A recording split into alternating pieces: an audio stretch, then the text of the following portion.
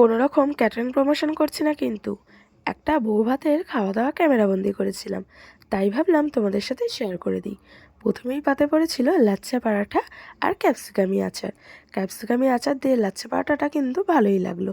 তারপরেই পাতে পড়ে গেল মাটন কিমা চানা। মাটন কিমা চানাটাও কিন্তু বেশ ভালো ছিল। তারপরেই পাতে পড়ে গেল গরম গরম ফিশ ফ্রাই। মাছটা যেমনি ফ্রেশ ছিল, আর ছিল পিওর ভেটকি মাছ।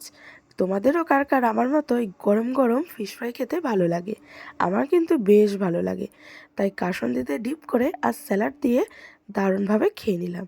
খেতে বসেছিলাম কিন্তু অনেক রাতে, কিন্তু তাও ফিশ ফ্রাইটা একদম গরম ছিল, ভাঙতেই ধোঁয়া বেরাচ্ছিল। ফিশ ফ্রাইটা শেষ হতে না হতেই পাতে পড়ে গেল গরম গরম মিক্সড ফ্রাইড রাইস আর চিকেন দো পেঁয়াজা। প্রথমে চিকেন দো পেঁয়াজা আমি 2 পিস নিয়েছিলাম।